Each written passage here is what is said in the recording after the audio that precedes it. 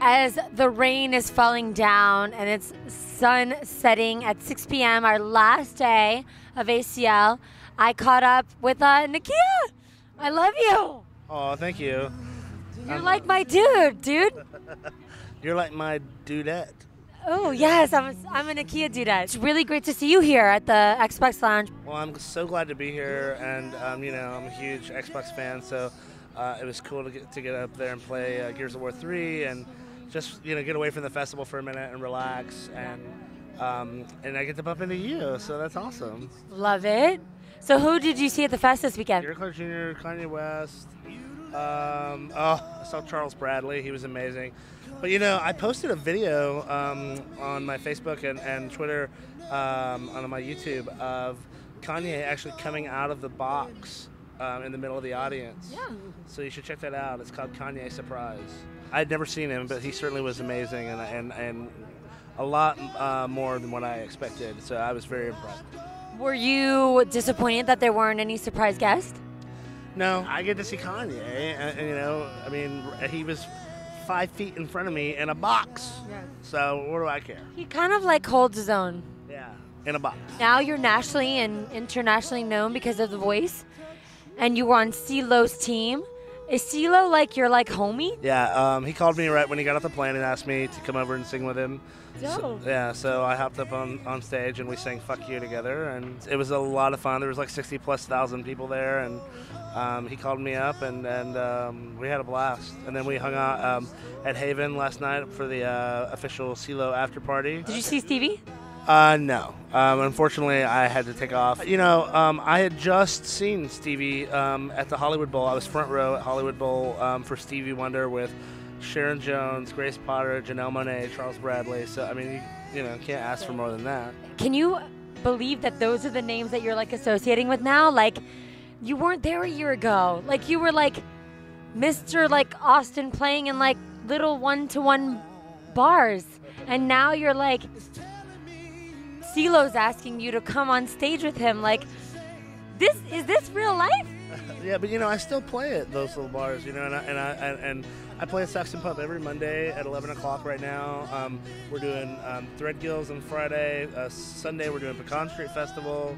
So I'm, a lot of people are always, coming up to me now and say, oh, what's it like to be famous, or, whatever. And it's I'm still the same person. I just happen to have more exposure, and I'm always going to be approachable. I'm always going to be Nakia, the same guy that I was before the show, and that's how I am. 20 years ago, people weren't getting the exposure that they were getting, but now they are.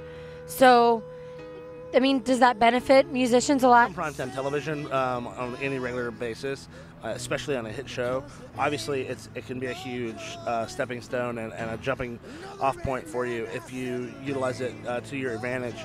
And of course the internet has changed everything. So I do like to think that I have a good grasp of how to use it, and I do my best, but I'm always learning, and that's important to me, is to stay ahead of the curve and find out what's coming next so that I can be connected to my fans.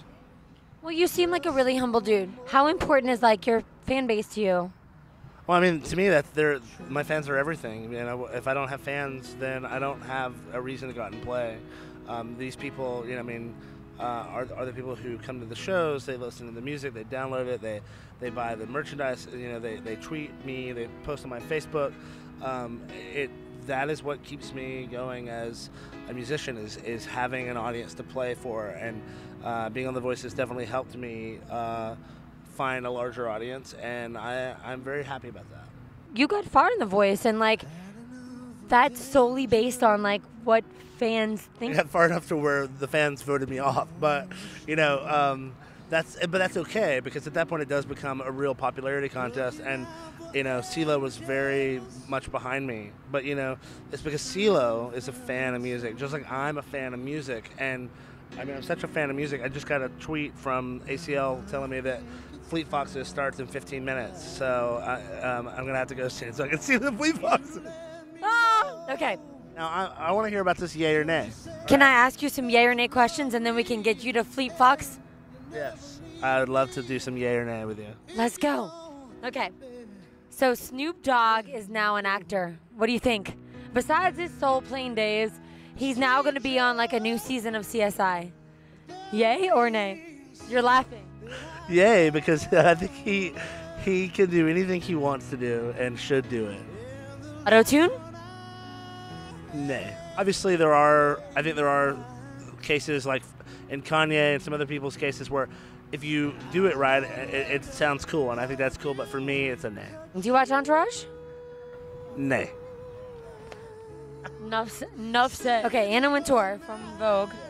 She was seen all week with, it was New York Fashion Week this past week. She was seen with Nicki Minaj all week.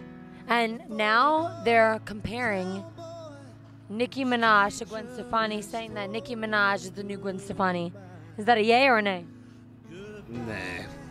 No. Gwen's the shit. I love Nicki, but nobody else is Gwen Stefani. The Kardashians. Nay. I don't even know. Like, He like almost sang that. I couldn't pick out which Kardashian is which. Total nay. Yeah, total nay. And last question, because you got to get off to the festival. I mean, groupies. Yay! I love groupies of all sorts. Yeah, come on, but not like for sex, but just to hang out with. I'm more into hanging out with groupies. I mean, he's gay, so like, and you have a boyfriend, like a very serious boyfriend. Yeah, I mean, we've been together almost 10 years. I mean, you know, I love flirting, and I love cuddling. With girls and boys? If they're cute. Oh my God, Nakia, you're as fabulous as I thought you were. Thank you. So glad to be here. I'm glad to have you. Nakia, if I were you, I would check out theyayornay.com.